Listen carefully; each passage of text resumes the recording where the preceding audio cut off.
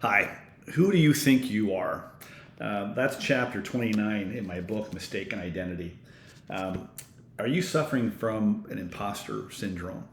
My name is Dane, and I believe that your mistaken identity is getting in your way and stopping you from doing the things you want to do and living the way that you want to live. And one of the problems we have is this imposter syndrome. I hear it from people all the time. Just because you feel like an imposter, it doesn't mean that you are. You're not an imposter, but you've been living with one for a very long time. So your mistaken identity, your false self, your ego self, this negative side of you, like in the Flintstones cartoon, Fred Flintstone, he had a little angel on his shoulder and a devil on the other shoulder. And so you're not an imposter, but you've been living with an imposter. And so you've been brought up to believe things that just aren't true about you. And you were probably lied to in some respects, or you were told things that weren't true, or you were conned into certain rules, values, and beliefs, or maybe you had some things were jammed down your throat that you were supposed to follow that didn't feel right. Whatever it was, this imposter syndrome started at a very young age. First, you started imitating the adults. And then you started following their rules and the values and the beliefs. And if you didn't, you got punished. So that was the beginning of this imposter that started to grow within you. So your imposter syndrome is not you, but it definitely feels like it's you. I want you to just imagine that your ego is a separate thing. It's not a thing. But I want you to just imagine that this ego self, this false self, or what I call your cellmate, because you're probably stuck in an emotional prison of your own making. And the real villain is all the conditioning and upbringing and this imposter syndrome that you now have. And so it's a case of mistaken identity. That's why you're stuck in prison. And so, as I said, you're not an imposter, but you've been living with one for a very long time, and you've just kind of gotten used to this guy or this gal or this person. You're listening to the wrong person, so you start listening to your false self. And then you go and ask other people for their opinions, and they're just as lost as you are, because generally the people we go to talk to are generally, we're stuck and we're confused and we just want to get some clarity. But most people, they're suffering from a mistaken identity, and their ego self or their false self or their imposter syndrome is going to provide a viewpoint for you. And it's no wonder you don't get any clarity. You might feel clear for a little bit, but it certainly doesn't last long. And so how do you deal with the feeling of doubting your abilities and feeling like a fraud? That's really kind of the definition of an imposter syndrome. How do you deal with this feeling of doubting your abilities and feeling like you're a fraud? Well, number one is I think you have to understand. Number two is you have to know. And number three, you have to use awareness. So it's number one, understand who is doing this inner talking. Who is this inner critic that's making you feel like an imposter? And we allow that too. We have people in our life all the time. We go, he really made me feel this way, or she really made me feel this way. Nobody can make you feel any way, but you've been listening to this imposter. That's the person doing the inner talking. And they're pretty strong in some cases, and they're pretty loud, and they're pretty yappy. They do a lot of yapping and talking, and you do way too much listening. And so we have to understand what is the source of this inner talking. This is our mistaken identity. This is our ego, our false self that's doing all this talking that's making you feel like you're an imposter. And then step two is knowing.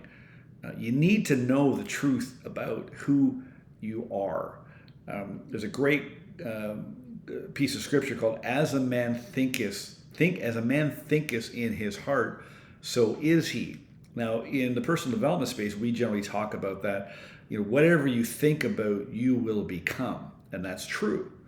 But as a man thinketh in his heart, so is he. So when you're thinking that you're an imposter, when you're thinking that you're a fraud, when you're not feeling good from your thinking, you know that the source is off track. Okay? As a man thinketh in his heart, so is he. So if you're really connected to your heart, those times when you do really get passionate and fired up and emotional, and something, could be a movie or a music or somebody just fires you up, you go, and then it triggers you, your heart lights up. Well, as you think that way, so are you. As a man thinketh in his heart, so is he. So if you can connect to your heart, okay, that's who you are. And whatever ideas you come up with, whatever things you want to do in your life, in your career, in the world, whatever it is, if you come from your heart, you already are that person. As you think in your heart, you already are that person. Not this mistaken identity, not this false self that you're listening to that's creating your feeling that you describe as having, I feel like an imposter. And that's generally what you do. You don't rarely say, I think I'm an imposter. You go, I feel like an imposter. And your feelings come from your thinking. And so you're listening to the wrong person, you're listening to the wrong things, and those thoughts make you feel like an imposter. And when you do act from your heart, you do get reactions, positive reactions. So if you put out positive reactions or positive actions, you're going to get positive reactions back. And so you put out positive actions and you get positive reactions back, but then you don't like the positive reaction. You like it, but you don't like it. Well, you like it, your true self likes it because you put out good, so you should get good back and it should feel good. It's your mistaken identity that doesn't like it. So when you get those feelings, those actions that come back, or the reactions that come back from your actions, and you get a feeling from it, an after feeling, like an afterthought, immediately it feels good, it feels right, it hits your heart. But then you start thinking. And the imposter takes over and starts saying all this stuff. And then you don't feel like you deserve the success or deserve the feedback, the positive feedback that you got back. And lastly is awareness.